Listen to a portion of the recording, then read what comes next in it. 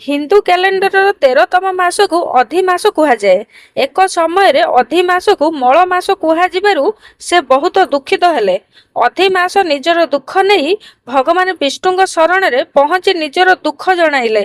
ଭଗବାନ ବିଷ୍ଣୁ ଅଧି ମାସ ଏହି ଚିନ୍ତାକୁ ଶୁଣି ସମାଧାନ କରି ତାଙ୍କୁ ନିଜ ନାମ ପୁରୁଷୋତ୍ତମ ଦେଇଦେଲେ। ସେଥିପାଇଁ ଏହି ମାସକୁ ପୁରୁଷୋତ୍ତମ ମାସ ମଧ୍ୟ କୁହାଯାଏ। ଏହା ସହିତ ଏହି ମାସରେ ଯିଏ ବି ଭଗବାନ ବିଷ୍ଣୁଙ୍କର ପୂଜା କରିବ ତାଙ୍କୁ ଉତ୍କଳ ଫଳ ପ୍ରାପ୍ତି ହେବ ବୋଲି ବରଦାନ ମଧ୍ୟ ଦେଇଦେଲେ ଓ କହିଲେ, କଳିଯୁଗରେ ଏହି ନାମରେ ମୋର ଭକ୍ତି କଲେ ଅନେକ ପାପରୁ ମୁକ୍ତି ମିଳିବ। ଯାହାପରେ ଏହି ମାସର ମାହାତ୍ମ୍ୟ ବଢ଼ି ଯାଇଥିଲା। ଚଳିତ ବର୍ଷ ଏହି ମାସ 16 ଅକ୍ଟୋବର ଯାକେ ରହିବ। ଏଥର ଏହି ମଳ ମାସ 165 ବର୍ଷ ପରେ ଏକ ଦୁର୍ଲଭ ସଂଯୋଗ ନେଇ ଆସିଛି। ଏହା ହେଉଛି ଏଥର ବିଧି ମାସ ପରେ ନବରାତ୍ରି ଆସୁଛି। ମଳ ମାସ ଏଥିପାଇଁ ବି ଆସେ କାରଣ ଚନ୍ଦ୍ର ଓ ସୂର୍ଯ୍ୟର ପରିବର୍ତ୍ତନ 11 ଦିନ ଅନ୍ତରରେ ଆସିଥାଏ ଓ 3 ବର୍ଷରେ ଥରେ ଏହି ଅନ୍ତରରେ ଏକ ମାସ ବଢ଼ି ଯାଇଥାଏ। ଭାରତୀୟ ଶାସ୍ତ୍ରରେ ମା ତୁଳସୀଙ୍କର ଏକ ଗୁରୁତ୍ୱପୂର୍ଣ୍ଣ ସ୍ଥାନ ରହିଛି। ପୁରାଣ ଶାସ୍ତ୍ର ଅନୁଯାୟୀ ତୁଳସୀଙ୍କର ନାମ ମାତ୍ର ଉଚ୍ଚାରଣ କଲେ ଭଗବାନ ବିଷ୍ଣୁ ବହୁତ ପ୍ରସନ୍ନ ହୁଅନ୍ତି। ଯେଉଁ ଘରର ଅଗଣାରେ ତୁଳସୀ ଗଛ ଥାଏ ସେହି ଘରକୁ କେବେ କୌଣସି ବିଘ୍ନ ଆସେ ନାହିଁ।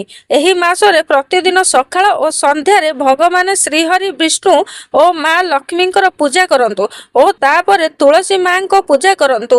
ପୂଜା କରିବା ସମୟରେ ସେମାନଙ୍କର ପାଖରେ ଗାଈର ଶୁଦ୍ଧ ଘିଅର ଦୀପ ଜାଳନ୍ତୁ ଏବଂ ତୁଳସୀଙ୍କୁ ହାତ ଯୋଡ଼ି ପ୍ରଣାମ କରି ତାଙ୍କ ସମ୍ମୁଖରେ ଏହି ଖାସ୍ ମନ୍ତ୍ରକୁ 21 ଥର ଉଚ୍ଚାରଣ କରନ୍ତୁ। ଏହାପରେ ଆପଣଙ୍କର ମନସ୍କାମନା ତୁଳସୀ ମାଙ୍କୁ ଜଣାନ୍ତୁ। ମହାପ୍ରସାଦ ଜନନୀ ସର୍ବେ ସୌଭାଗ୍ୟ ବନ୍ଧିନୀ ଆଦି ବ୍ୟାଧି ହରା ନିତ୍ୟଂ ତୁଳସୀ ତ୍ୱଂ ନମସ୍ତୁତେ। ଆଉ ଥରେ ଆପଣମାନଙ୍କୁ କହିଦେଉଛି, ଆଦି ବ୍ୟାଧି ହରା ନିତ୍ୟଂ ତୁଳସୀ ତ୍ୱଂ ନମସ୍କୁତେ। ଭଗବାନ ବିଷ୍ଣୁ ଓସ୍ତ ବୃକ୍ଷରେ ମଧ୍ୟ ବାସ କରନ୍ତି ବୋଲି କୁହାଯାଏ। ପୁରାଣରେ ଏହି ବୃକ୍ଷର ଅନେକ ମହତ୍ତ୍ୱ ରହିଛି। ସେଥିପାଇଁ ଏହି ମଳ ମାସର ଓସ୍ତ ବୃକ୍ଷର ମଧ୍ୟ ପୂଜା କରିବା ଉଚିତ। ଏହି ମାସର ଓଂ ନମୋ ଭଗବତେ ବାସୁଦେବାୟ ନମ ମନ୍ତ୍ରର ଉଚ୍ଚାରଣ କରି କରି ମାତ୍ର 1 ଲୋଟା ଜଳ ଓସ୍ତ ବୃକ୍ଷରେ ଢାଳନ୍ତୁ। ଏହିପରି କଲେ ଭଗବାନ ବିଷ୍ଣୁ ଓ ମାତା ଲକ୍ଷ୍ମୀ ବହୁତ ଶୀଘ୍ର ପ୍ରସନ୍ନ ହୁଅନ୍ତି ଓ ଆପଣଙ୍କର ମନସ୍କାମନା ମଧ୍ୟ ଶୀଘ୍ର ପୂର୍ଣ୍ଣ କରନ୍ତି। ଯଦି ଭିଡ଼ିଓଟି ଭଲ ଲାଗିଥାଏ ତାହେଲେ ଚ୍ୟାନେଲକୁ ଆମର ଗୋଟେ ସବସ୍କ୍ରାଇବ୍ କରିବା ସହିତ ବେଲ୍ ଆଇକନକୁ ଦବାଇ ଦେବେ।